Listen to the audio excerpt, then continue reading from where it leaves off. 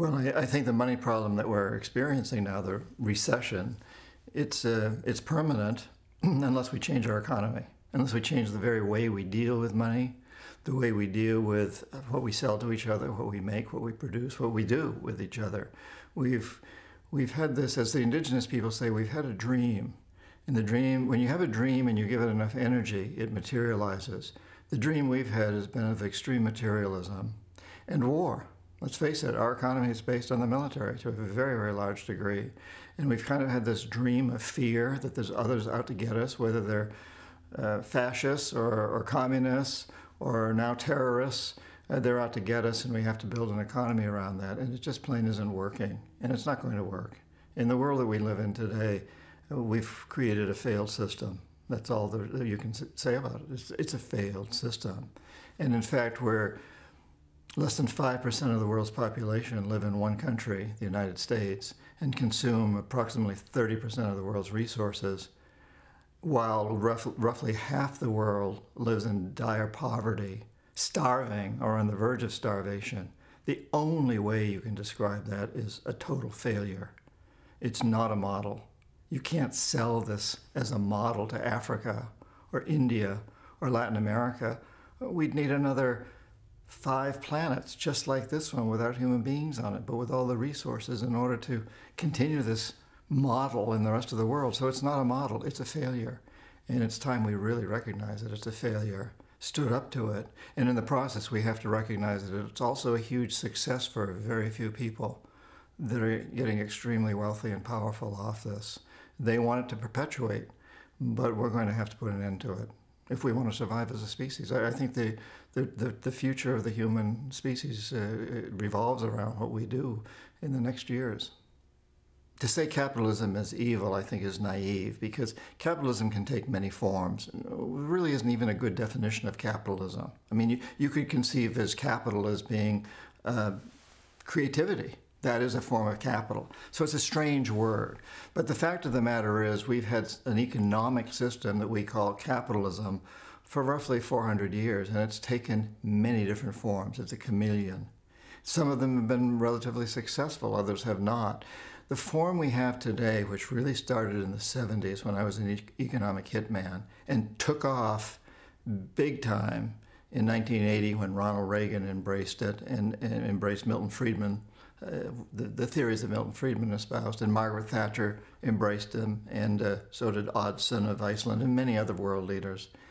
This form of capitalism we've had since that time is what I call predatory. And I think it's a mutant virus. It's spreading like wildfire across the world. But it's dangerous, it's unstable, it's unsustainable. It's brought us to this recession, and it's never going to get us out of this recession. It's going to get us deeper and deeper into trouble. It's exploitative, it's selfish, it's greedy, it's extremely materialistic, and it just plain isn't working. It's very predatory. And so what do we do to change it? And people sometimes criticize me because I don't advocate overthrowing capitalism. But again, I'm not even sure what capitalism is. And I suspect that in my lifetime, we're not going to overthrow the current system that's based so strongly on big corporations. I want to see change in my lifetime. I'm 65. I have a 3-year-old grandson. I think I have a fighting chance of making significant changes in the attitudes of corporations, of getting us away from that type of capitalism that was espoused by Milton Friedman, which basically has 3 tenets, turning those tenets around and bringing us into a form of economics, call it capitalism, call it Sufism, call it, whatever you want to call it Googleism. It doesn't matter what you call it, but bringing it into a form of economics that is compassionate, that says that corporations ought to serve the public interest. And actually, if you look at history, you see that for the first 100 years of the U.S., no corporation was granted a charter unless it proved that it was going to serve the public interest. Charters lasted on average 10 years, and then a corporation had to go back and prove that it had served the public interest and that it would continue to do so in order to get another charter. I don't see anything wrong with that. I think that's a form of capitalism that I could live with, where we see corporations as serving a public interest, in addition to making a decent rate of return for investors. Let's face it, under capitalism, capital has to get a return on its investment in order to continue. But it doesn't have to be an outrageous return on investment. And it doesn't have to be based on the premise that Milton Friedman defined, that the only business of business is to maximize profits regardless of social and environmental costs. We can turn that around and say, listen, businesses can make profits, investors can get a return on their investment, but only within the context of creating a sustainable, just, and peaceful world. Let's set some guidelines around this idea of what it is to run a business or to make profits. We economic hitmen created this debacle that we're in today. We were the proponents of what I call predatory capitalism at this point. And I think it's fair to say that we've created the world's first truly global empire, and an empire that for the first time in history hasn't been established primarily through the military. It's been established through economics and economic hitmen. And we work many different ways, but the most generic, the most common approach is to identify a country that has resources our corporations covet, like oil, and then arrange a huge loan to that country from the World Bank or one of its sisters. However, that money doesn't go to the country. Instead, it goes to our own corporations to build big infrastructure projects in that country. Things like power plants and industrial parks and highways that benefit a few very wealthy and powerful families in that country, as well as our own corporations, who are the primary beneficiaries. But these projects don't help the majority of the people. They can't afford electricity. Industrial parks don't hire many people. Most of the people can't afford cars to drive on the highways. And yet they're left holding a huge debt. And the debt payment, servicing that debt, takes everything out of the economy. So there's nothing left to put into health services or education or other social services. And at some point, we economic hitmen go back and we say, listen, you can't pay your debts, so give us a pound of flesh. Sell your oil very cheap to our oil companies without any environmental restrictions, or allow us to build a military base on your soil, or support us in the next critical United Nations vote with us. And in that way, we've really managed to create an empire. It's a subtle empire. For the most part, we don't have military forces occupying these countries, although they are present in most of the countries. But we've done it through economics, and yet the military is always there to back up the economic hitmen if we fail.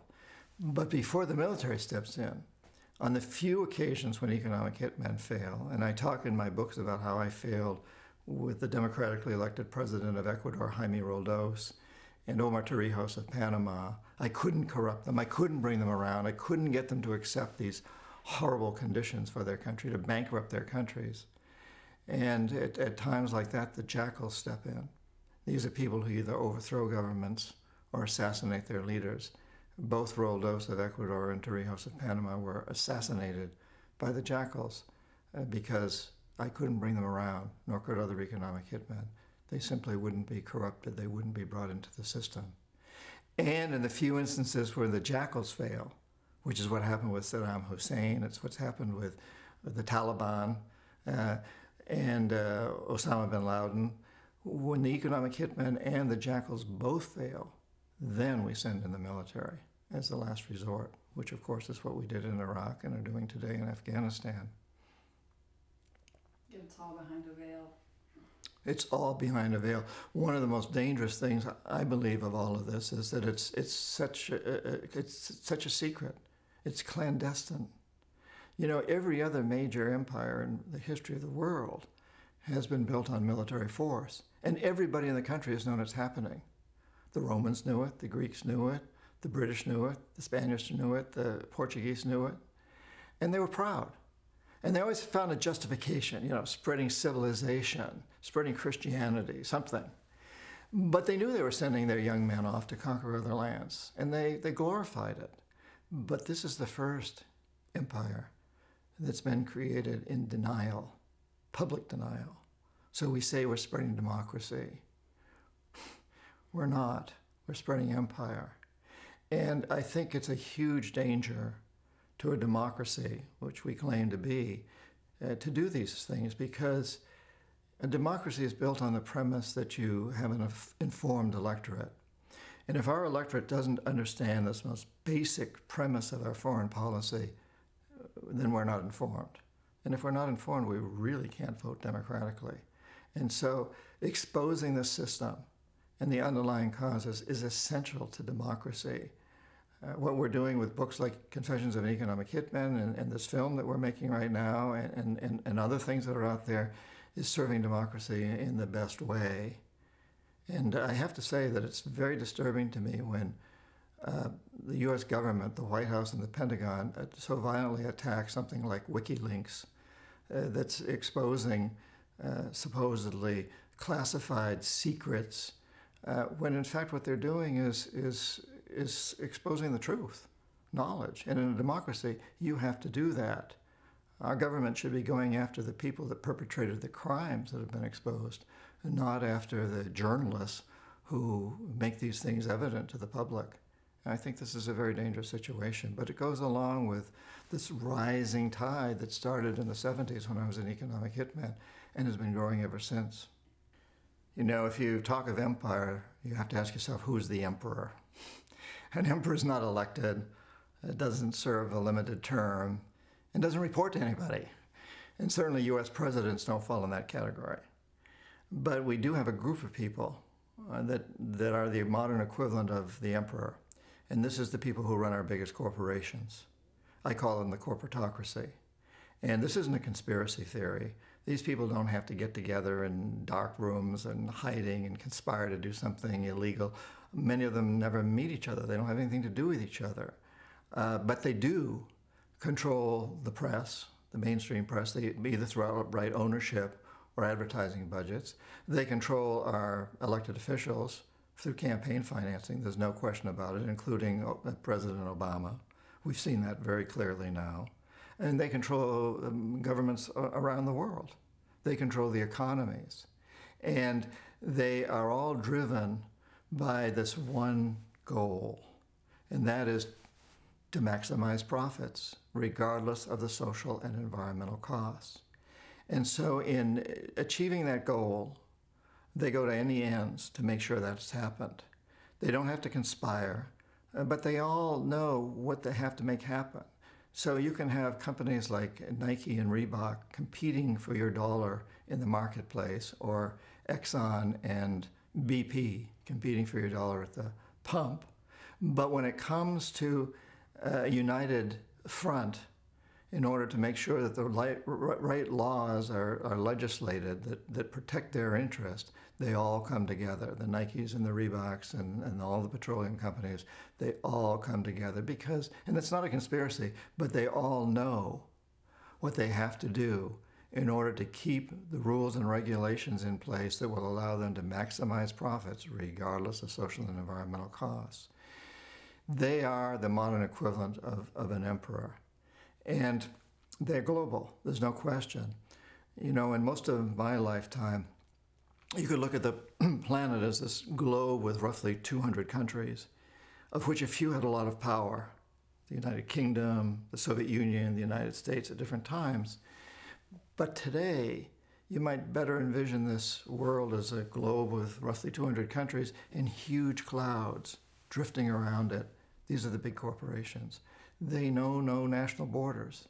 They don't follow any specific sets of laws. They strike partnerships with the Chinese and the Tibetans and the Taiwanese, with the Israelis and the Palestinians, with anyone who has resources or markets they covet. They are the modern equivalent of the emperor, and they're very, very global.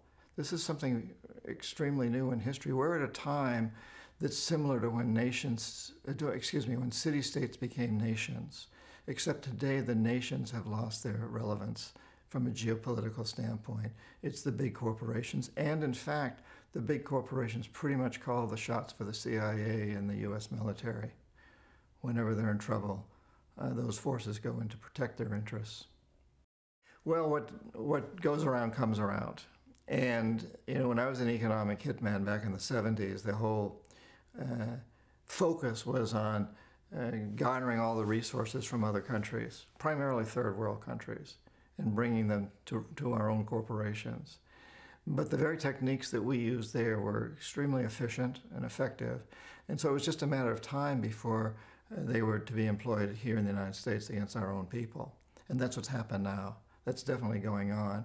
And you know, I think we the people have to take the blame.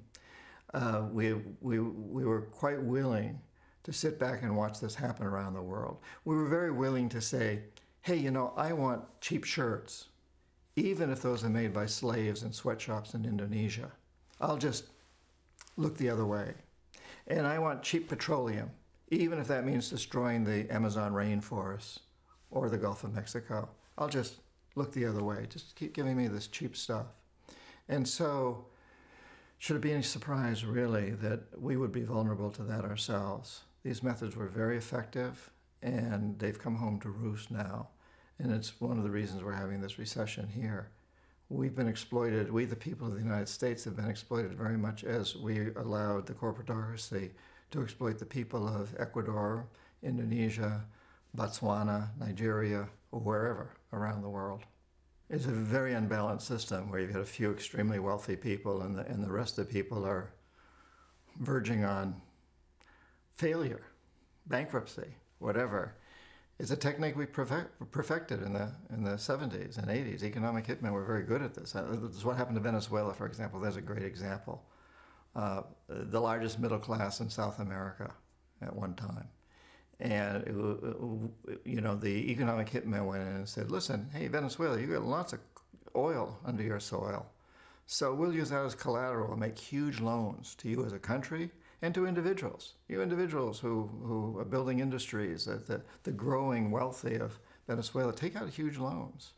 And the collateral is the oil under the ground and the economic future of your country. And then the market fell out of the price of oil several times at different times, and things started to fail.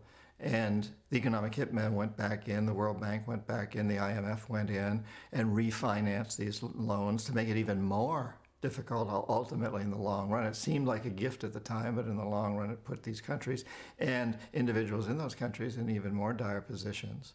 But always there's a few individuals who collaborate. And they usually end up running the government. And one of the presidents, a famous president of Venezuela, his name was Perez, was among those who became the wealthiest person in Latin America. And there was a tremendous corruption. And what you saw happen was the country with the largest middle class in Latin America suddenly lost its middle class. It essentially disappeared. There's still a few there. There's merchants and businessmen that are doing fairly well because they cooperate with the system. But really, most of the middle class dropped down into the lower classes. And that's when Hugo Chavez came in and was elected. And I think many people in the United States don't understand the context of how that happened. And suddenly you've got a president who, to begin with, was not extremely vociferous. He got along quite well with President Carter. But then he criticized the way that Bush responded to 9/11 quite severely. And that created a tremendous amount of antagonism. And of course, Chavez is a very outspoken individual. And you have to ask yourself with people like that, even with George Washington, is there a slight aspect of craziness in these people? I mean, think of George Washington, probably the wealthiest man in the United States, put his neck in a noose, would have been hanged if we'd lost the revolution. And he went up against the mightiest empire in the history of the world at that time, the British Empire. Why?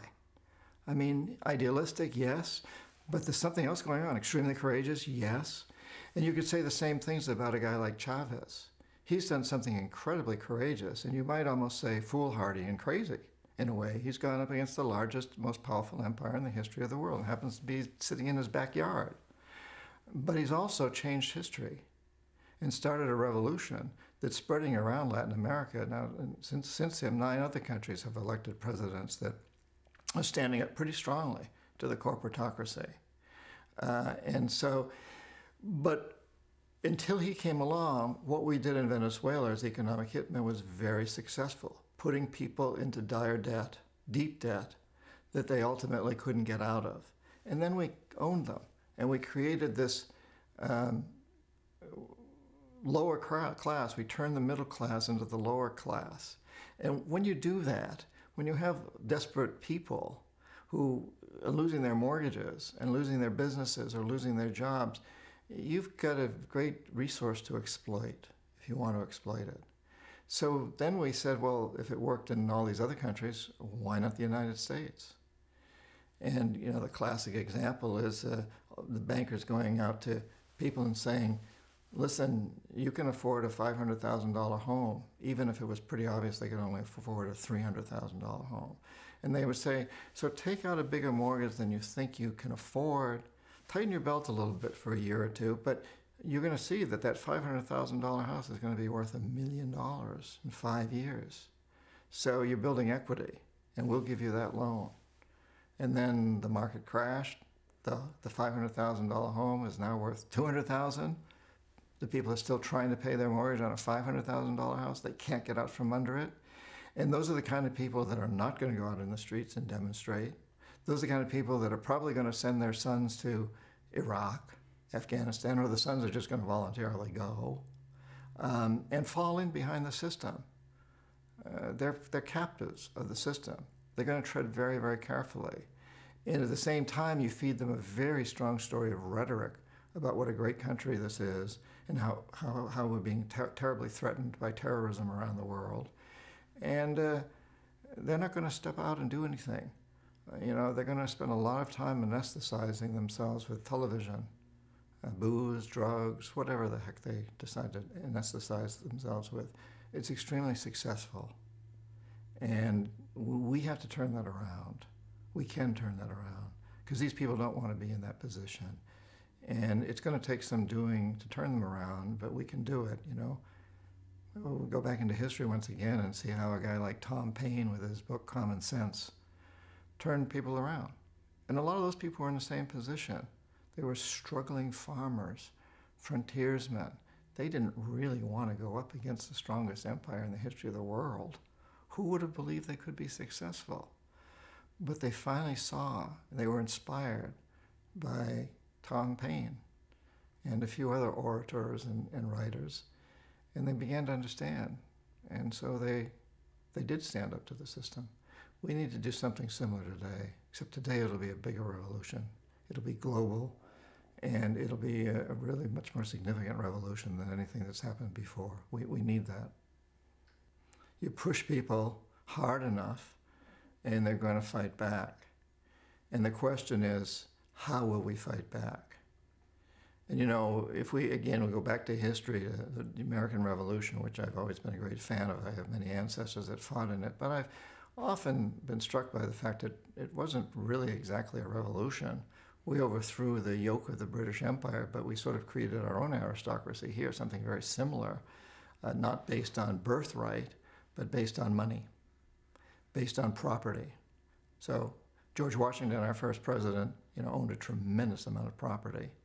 And it was a real estate agent, essentially. So were a lot of the other people. And so it was not a true revolution. It overthrew one aristocracy and accepted another form of aristocracy and moneyed stocracy, if you want to call it that. I think the revolution that we need now is going to be one that'll really change our most basic approach to the economy, to how we deal with the world. We need to understand that we are a very fragile species living on a very tiny planet. And that for the first time in history, every human being on this planet is incredibly interconnected. We're all very dependent on each other. And we're very quickly destroying an amazingly beautiful, resource-rich planet. We're in the process of destroying it. And by doing so, we're in the process of destroying ourselves. You know, I don't think there can be any question that we're headed down the path of extinction, and we can change it. We must change it. And I think once we realize, once enough of us, and it only takes a critical mass, it doesn't take every human being on this planet, but some critical mass of us understands that we're doing this, we're going to turn it around. And you know, the prophecies from many, many indigenous cultures around the world tell us that this is the time of opportunity for very significant transformation, a transformation of consciousness. I think we're really marching into that period right now. And of course, it remains to be seen whether enough of us will really understand it and rise to higher levels of consciousness or not.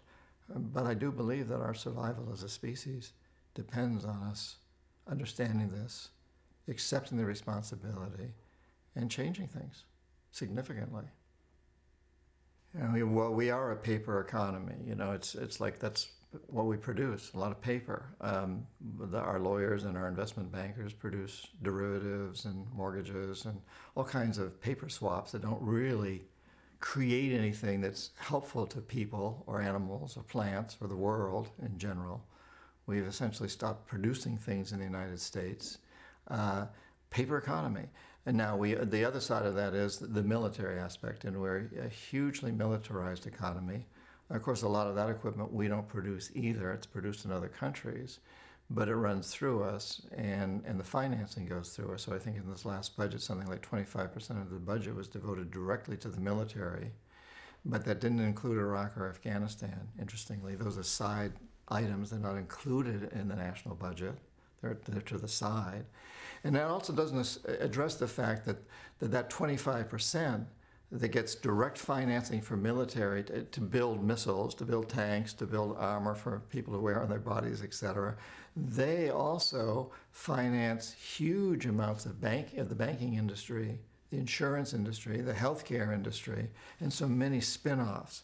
So when you say that we invest 25% of our national budget into the military, not including Iraq and Afghanistan, you also then have to add in probably another equal amount, or maybe 2 or 3 times that amount, as spin-offs to industries that support those that are getting direct military investments.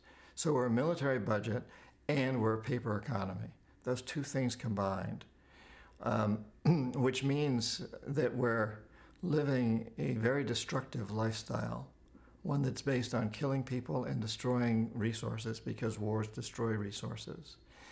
And we're also doing this through paper in our own country, the United States, rather than through building factories. So in World War II, when we made military equipment, we built it ourselves. We put a lot of people to work. That boosted the economy. We also were at a time of tremendous innovation. So out of World War II, you got television. You got new forms of radio and communications. Ultimately, you got the computer. You got penicillin. You got a tremendous amount of medicines, frozen foods, and all kinds of other technologies and modern inventions came out of World War II. That's not happening in this war on terrorism, as we like to call it. We're not producing things that are going to help the general economy. In fact, we're not producing hardly any of that in the United States. So we're getting a triple or quadruple whammy here by the way we're conducting the economy. And so we need to move into a new form of economy. We need to move into something that really looks at how can we produce things that will help the world, that will help human beings, plants, animals, that will help us to survive as a species. We talk a lot about alternative energy, sustainable energy, solar, wind. That's all very important, very good. But there's so many other things we can do too. I was recently in Nicaragua with a group of philanthropic investors, people who'd made a lot of money in the United States. And they were looking at how they could invest some of that money without necessarily ever getting it back, philanthropically invested to help poor campesinos in Nicaragua create organic farming and sell it to companies like Whole Foods, which was part of this whole process. But as we traveled around Nicaragua, we discovered that a great deal of the agricultural land there had been destroyed by Chiquita, Dole, Kraft, Cargill, the big agribusinesses from the United States, can't be farmed organically. And we also discovered that the water, Nicaragua has amazing water resources, 2 huge lakes you can't see across, but terribly polluted. A lot of it as a result of our own industrial activities there and military activities. And it occurred to me, what if we took a percentage of our military budget and hired the same companies that are currently making missiles and tanks and other weapons of destruction, the Raytheons, and General Motors, and General Dynamics, General Electric, all the other generals out there. What if we paid them to instead come up with technologies that would clean up the polluted lands of Nicaragua and every other country on the planet? They're all polluted. And the polluted waters, and the polluted air. And not just the big companies, let's also put a lot of that money into encouraging small businesses and entrepreneurs. And what if we took another percentage of our military budget and encouraged the brilliant minds at places like Monsanto and Cargill and Chiquita to come up with ways for starving people of Africa to grow food more efficiently and have effective local storage and distribution systems, and again also hire entrepreneurs and create small businesses to do that. We can create a whole new economy for the world. We don't have to put people out of work. We can create an economy with, right now, with the problems that we've got, solving those problems. And I was also struck in Nicaragua, which is in a part of the world where there's been revolutionary activities. The current president of Nicaragua was a revolutionary, Danny Ortega, against U.S. forces, amongst other things. And it struck me that by doing something like that is the real way to also have true homeland security. Because we have to recognize that we can't have homeland security until we realize that the whole world is our homeland. My grandson, who's 3 years old, cannot feel secure when he's my age unless every child growing up on every remote corner of this planet also feels secure. And that's a first in history. It hasn't been like this before. We're a very small planet, very interdependent and interrelated. We need to understand that and come up with methods that will develop a geopolitical economic system that's truly sustainable, just, sane, and promotes peace. Predatory capitalism is really the most eloquent definition of it came from Milton Friedman, and I use eloquent loosely because there's nothing truly eloquent about predatory capitalism, but he expressed it most concisely as three principles. One is that the only goal of business, the only responsibility of business is to maximize profits, regardless of social and environmental costs. Two, businesses shouldn't be regulated, or regulation should be minimized because regulations get in the way of making profits. And three, everything should be run by private business. You know, privatize the schools, the jails, the military. Today, you know, we just recently heard from President Obama that we're moving in Afghanistan from U.S. government forces to private contractors in a big, big way.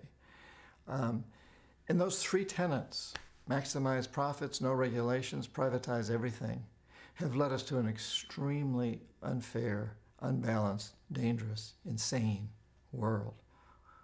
A failure for everybody except the very few people who happen to sit at the top of the pyramid.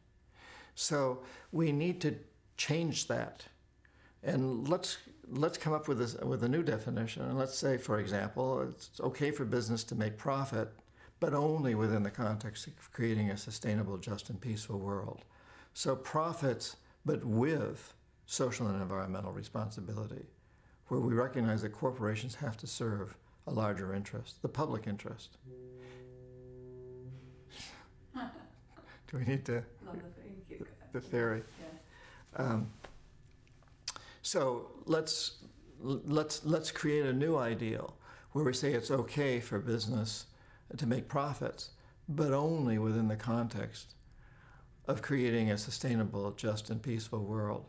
Profits, but with social and environmental responsibility. And let's face it, we have to regulate businesses. I mean, this idea that businesses don't need regulation is a farce. Human beings need to be watched to a certain degree, you know? I mean, you can't just, you know, we all realize that if you walk out on the street where there's pickpockets and kleptomaniacs, you're going to lose your wallet unless there's some laws against this and some regulations against it. Why should we think that CEOs are beyond that? They're not. We've discovered that at Enron and many other places. So we have to have some regulations around this. It's setting guidelines for the playing field.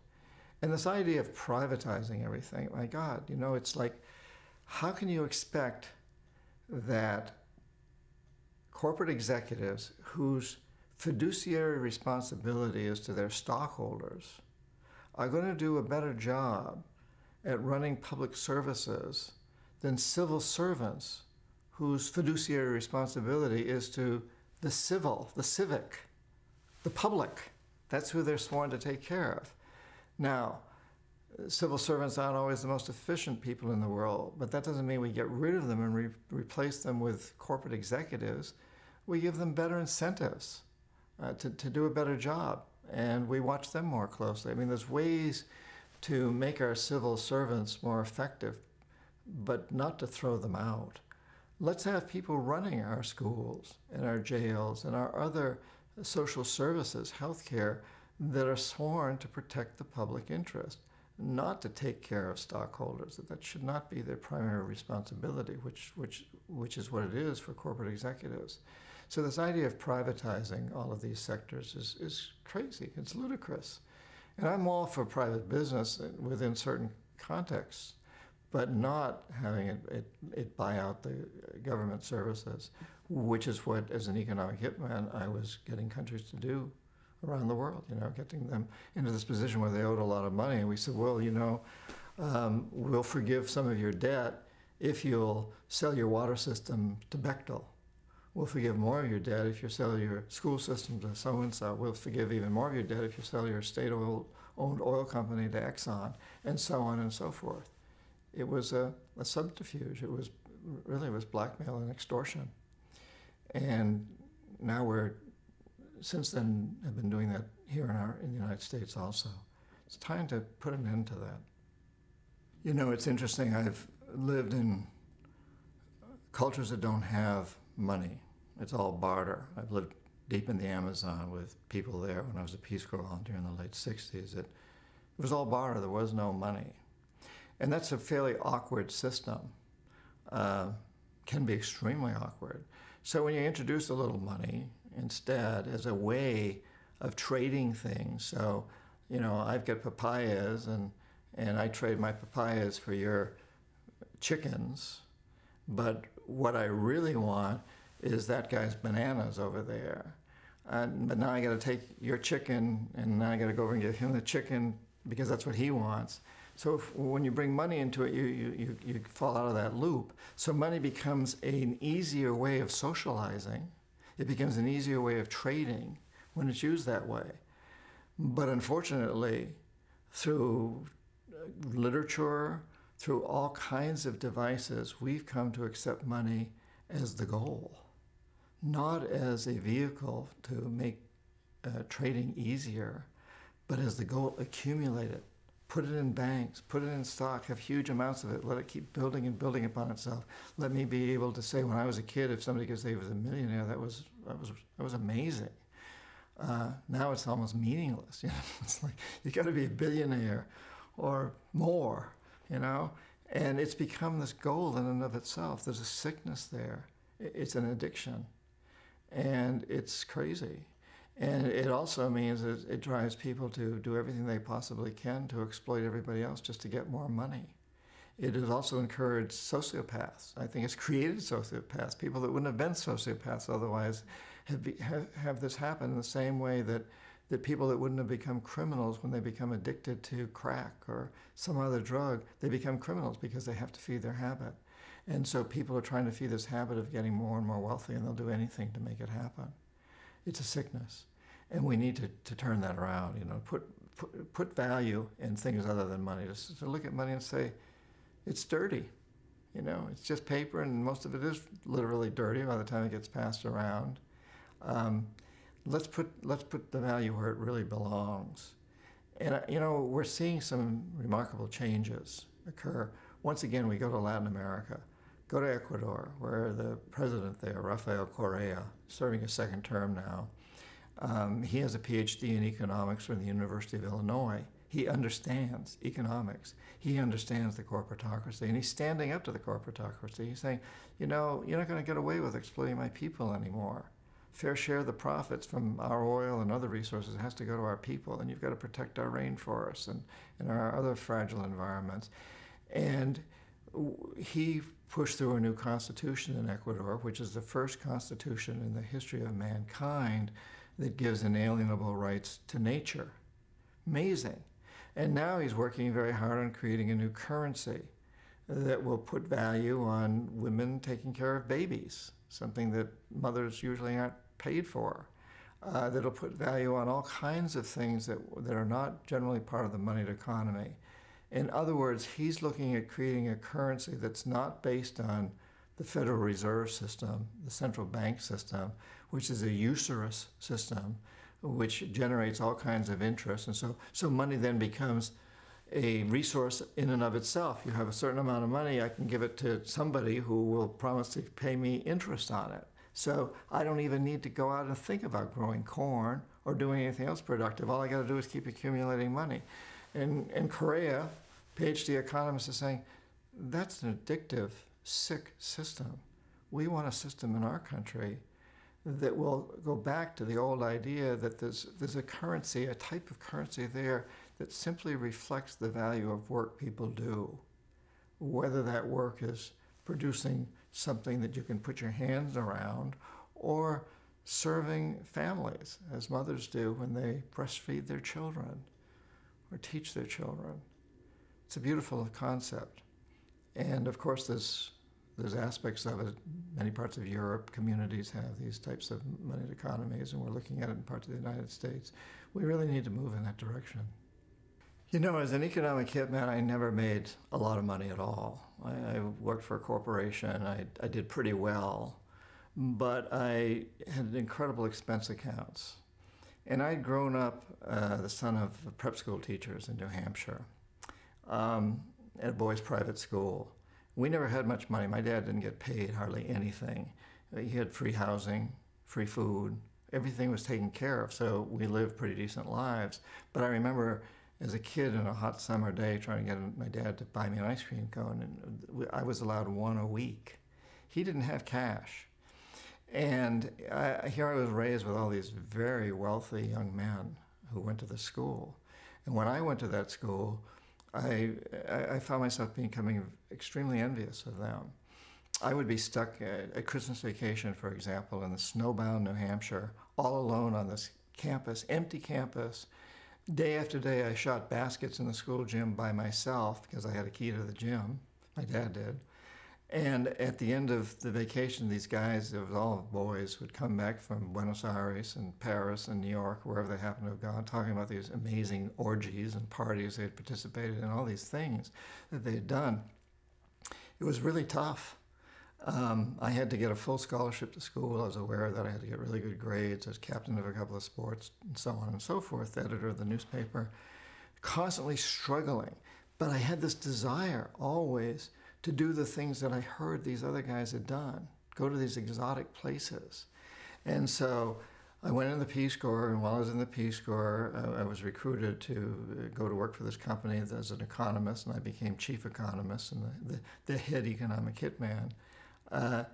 And I was able to travel around the world flying first class, staying in the best hotels, eating in the fanciest restaurants wherever I went, wining and dining with presidents and beautiful women, all the things that I had coveted. And later it became very clear to me that when I went through this test, when I was still in business school, before I went in the Peace Corps, I had been recruited by the National Security Agency. They put me through a series of tests, personality tests, including an almost all-day lie detector test. And they discovered that I would make a good economic hitman, and that I had these hooks, which I think are the three big drugs of our culture. I wanted power, money, sex, and money was the least important. I wanted the power and the sex, which money can buy or you can get it other ways.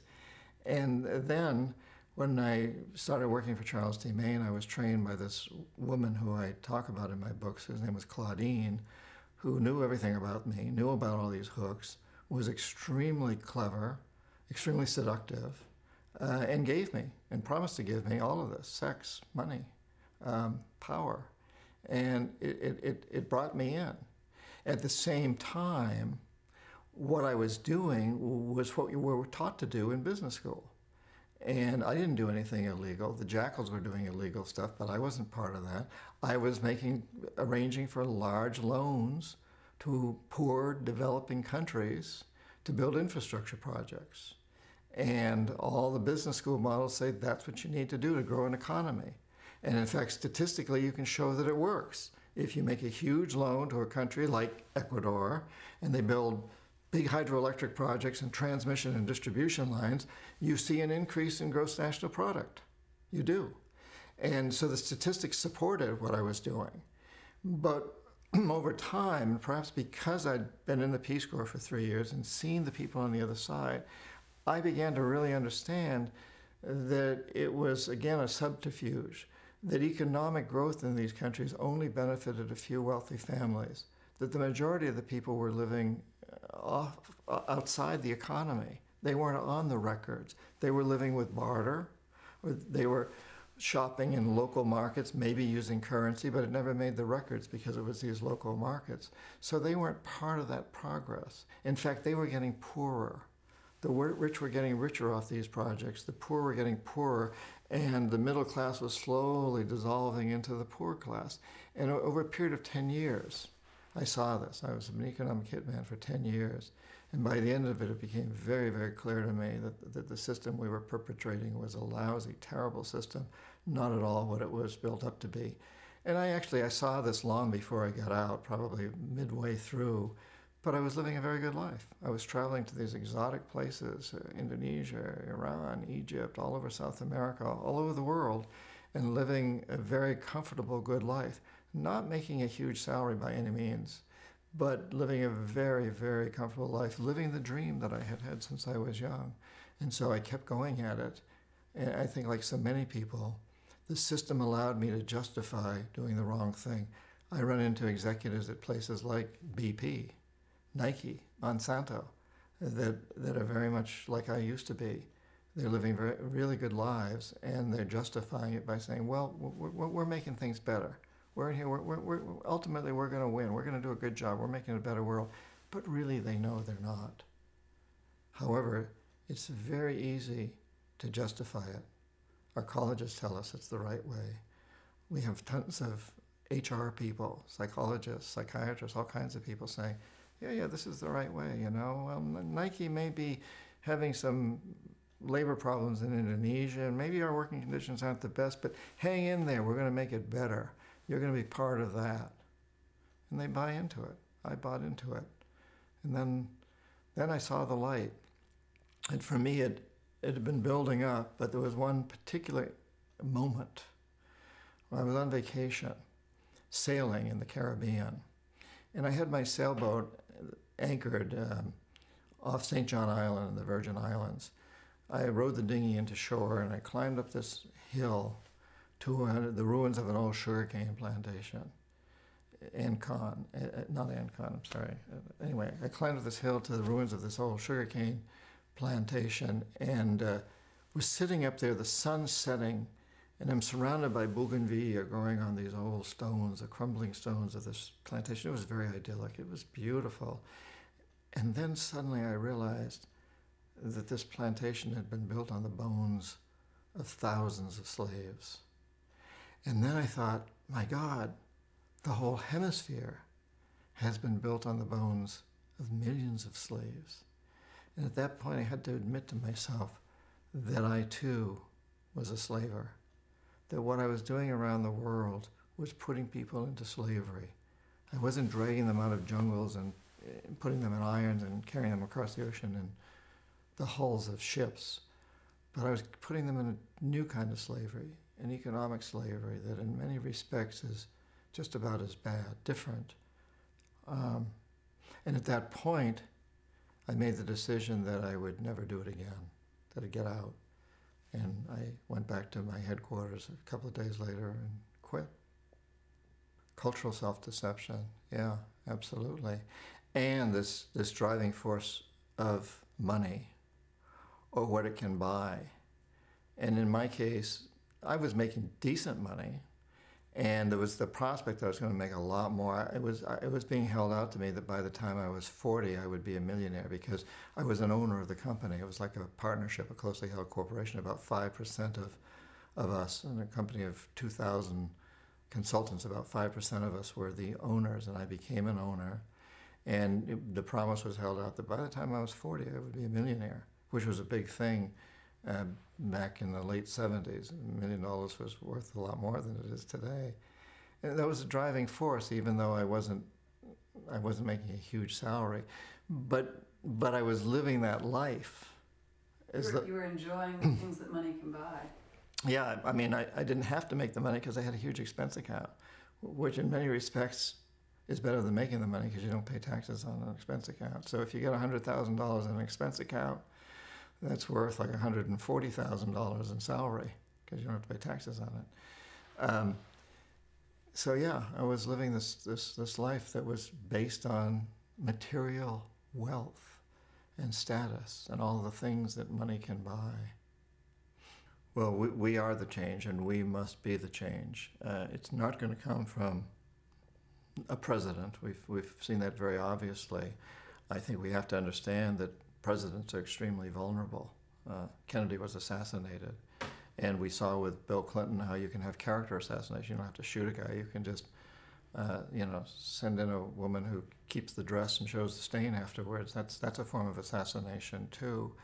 And I think a guy like President Obama is extremely aware that he's in a very, very vulnerable position on many, many different levels. And it's also true that we the people have always had to do it. We didn't get rid of slavery in the United States because Abraham Lincoln suddenly found himself in the White House. We got rid of slavery because we voted in a president who swore that he would get rid of slavery. And the majority of the people of the United States wanted to get rid of slavery. And we kept insisting upon it. Women didn't get the right to vote because Woodrow Wilson was pro-suffrage. He wasn't. But women got the right to vote because they kept demanding it. They'd been doing it for about 50 years. And then when Wilson became president, he traveled all over the United States trying to drum up support to send troops, U.S. troops, to Europe to defend democracy in World War I. Women followed him everywhere he went. They hounded him. They shouted at him. They carried placards. They wrote articles for newspapers. They handed out leaflets. And they said, listen, President Wilson, we're not sending our men to fight for democracy in Europe. We don't have democracy here. We can't vote. Half the United States can't vote. We women can't vote. Why should we send them, defend democracy in Europe when we don't have it here? He got it. They said, give us the right to vote and we'll support sending troops. He did. And troops did go to World War I. We've seen this time and time again. We the people took up against Vietnam. We the people made the civil rights movement happen. It started with a handful, Rosa Parks and Martin Luther King Jr. and others whose names we now know. But it's always been we the people. And it will be we the people in the future. And we each have to recognize that we have tremendous power. One of the places we can show this is in the way we shop or don't shop. So if we support companies that are committed to creating a sustainable world and a just world, and send them emails telling them that we're supporting them because of that, and we don't buy from companies that aren't committed to that, and we send them emails. So for example, if everyone who watches this movie sends an email to Nike and says, I'm not buying any more from you because you've still got sweatshops, you have slaves in Indonesia. Turn those sweatshops into legitimate factories where the workers are paid real wages and have decent working conditions, and then I'll buy from you. And also send an email to the company that they do buy from, telling them that they're buying from them because they are trying to make the world a better place. We have tremendous power that way. And each one of us has more power than that. We all have passion. Everyone has passion. And everybody has talents. I don't know what anyone out there, any listener, I don't know what your passions or your talents are, but I know that you have passions and talent. I have a passion for writing, and I think hopefully I have a certain talent for it, but everybody has passion and talents. And if we follow our individual passions and use our talents, then we're successful. That's what makes for success. And if we each use our passions and talents to do our individual thing, but we all head toward the same destination of creating a sustainable, just, and peaceful world, we'll get there. We have to keep moving in that direction. So if a person's a carpenter, use their carpentry skills, their passion for carpentry and their talents for that to create things that are more sustainable, to build houses, for example, that are sustainable houses, that are well insulated and use solar energy and wind power, whatever's appropriate in the location. If I'm a writer, I'd like to write about these things. Filmmakers make films about these things, but whatever you do, direct it toward that always, and toward reining in the corporations, and letting the corporations know that they only exist because we allow them to exist. The marketplace is democratic if we choose to make it such. And we've had tremendous success in the past. We got rid of apartheid in South Africa because we refused to support corporations that contributed to apartheid. We got rid of aerosol cans that were destroying the ozone layer because we insisted that corporations get rid of them. We got corporations to open their doors wider to minorities and women because we insisted on it, to clean up terribly polluted rivers. When I went to business school in Boston, I couldn't walk beside the Charles River. It was so polluted. It was foul. There were rivers in Ohio that were on fire with pollution. No more. We got the corporations to clean them up. More recently, we've got trans fats out of foods and antibiotics out of chickens. We have tremendous power. But now we have to ratchet it up a notch and say, listen, we will only support corporations that have as their goal, making profits can be a goal, secondary goal, but the main goal is to serve the public interest. So we'll only support corporations that can make a profit, but only while creating a sustainable world, a just world, a peaceful world, an environmentally and socially responsible society. And if we only vote in the marketplace for those corporations, they're the ones that will be elected. The others will fall by the wayside, as many corporations have in the past. There's so much we as individuals can do. Again, you go back, you look at the civil rights movement. Who was Rosa Parks? When I was a kid growing up in New Hampshire, I had no idea that African Americans had to ride on the back of a bus in many parts of the United States until Rosa Parks showed me. Who was she? She was a seamstress. She was a member of the NAACP, yes. But above all, she was one woman who had the guts to walk from the back of a bus to the front and sit there. Anybody can do that. Anybody can do that. And as a kid growing up in New Hampshire, I had no idea that the DDT that we were spraying on the mosquitoes in the swamp behind our house was also killing fish and birds until Rachel Carson wrote Silent Spring. Who was Rachel Carson? When she sat down to write that book, she had no idea that it would ever be published, much less that it would start a global environmental movement, which is what it did. Who was she? Who are any of these people? We're all teachers. We can all do things. We have tremendous power. The power is within us. And this is the time to use it.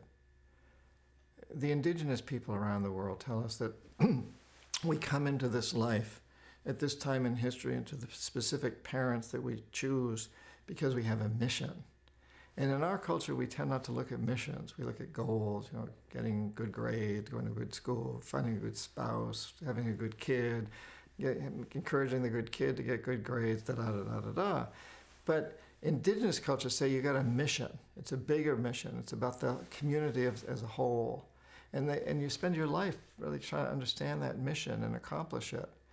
And I think this is a time to look at that each one of us has a mission in life. We came into this world at this particular time, a time that's prophesized by indigenous cultures around the world as being a time for the potential for tremendous transformation, an awakening.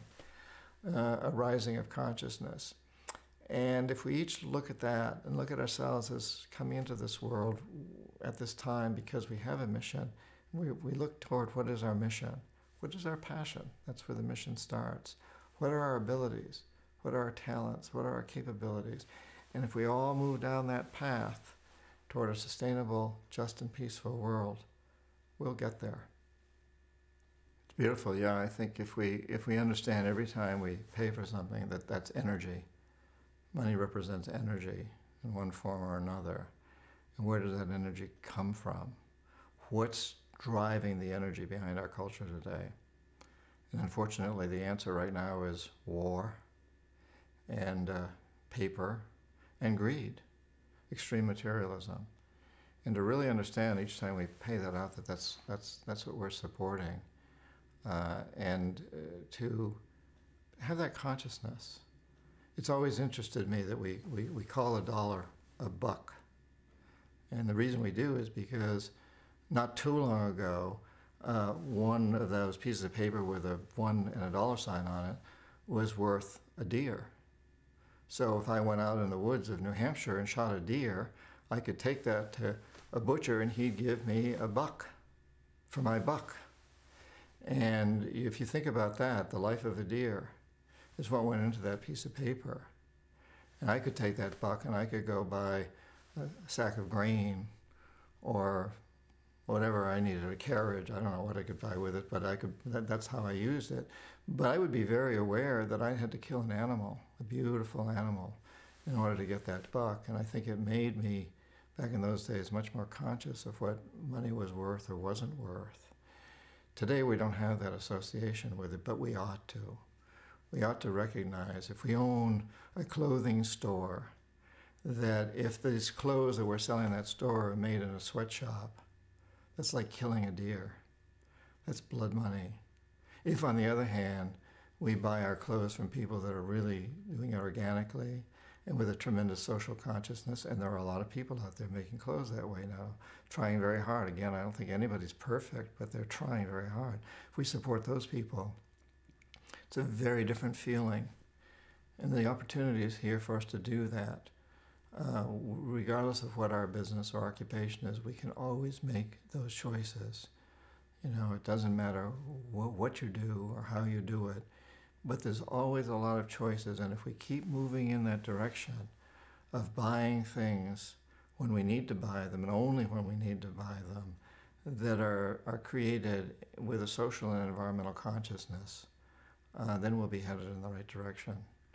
And we'll be saving the bucks of the world. I think it's very significant that the 10 countries in Latin America that have voted in these presidents who are standing up to the corporatocracy, every one of those countries during most of my lifetime was run by a brutal dictator. Most of those dictators were put into place by the CIA and kept there by the CIA. And that's true whether you're talking about Bolivia or Ecuador or Venezuela or any of those countries. They were all run by brutal dictators under our thumb. But all that changed within the past few years. Democratically, it changed. It's very significant, I think. And what I see in this country, it's very encouraging to me as I travel around. I speak at a lot of universities. I speak at a lot of MBA programs, Stanford and Wharton and Cornell and Columbia. There's some of the most conservative young men and women who are in these schools because they want to run big businesses. That's where they're recruited from. And 5 years ago, when I started on this speaking tour, which has been kind of endless since then, after Confessions came out, I would hear something very different from what I hear now. And when my publicist would arrange for me to go to these universities, I would always ask her to arrange for me to have dinner with 12 to 3 dozen students before my talk. And I would sit there at the table with them and say, listen, you're going to hear from me for the next couple of hours. Now I want to hear from each of you. Let's go around the table. I want each of you to tell me why you're in this school, why are you getting an MBA or whatever, and why are you having dinner with me tonight? What are your aspirations? And 5 years ago, I consistently heard these students say that they were in this business because they wanted to make money and they wanted to have power. They didn't necessarily say it quite that bluntly, but that's what they were saying. This year, I don't hear that at all. I hear that they're there because they want to create a better world. And so, some of them will say they have big debts coming out of school and they may have to go to work for corporations, but that's not why they're going to school. And if they go to work for big corporations, they want to change those corporations. That they understand that they want to have kids someday. And they want the kids to grow up in a world where there will still be rainforests. And a world that we can all recognize. That's very encouraging to me in a period of 5 years. And if I look at my 5 years out on the road one way, it seems like a very long time. But if I look at it another way, it's a blink in history, you know? And I hear that not just in the United States, but in China. I was in China this past year, and I was speaking there at a convention of MBA students, mostly Chinese MBA students, a lot of them. And it was a conference on making business more responsible. And the Chinese kept telling me, Chinese students, MBA students, that they realized that China in the last 30 years has proven that miracles happen. So in 1970, I could stand in the new territories outside Hong Kong and look into China, but I couldn't go into China. And you say, I want to go into China. What's it like? Nobody knew what it was like. It was truly dark, mysterious. It was a country that was considered to still be in the dark ages. Nixon went in 71 and opened up China, if you want to call it that. And in the last 3 decades, China has had double-digit economic growth every single year. That's unheard of.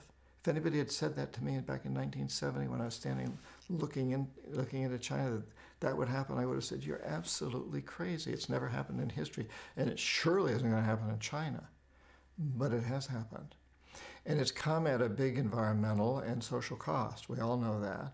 The Chinese students know that. And they say, but what we've learned is that miracles happen. We can create magic here. And we're going to become the greenest country in the world.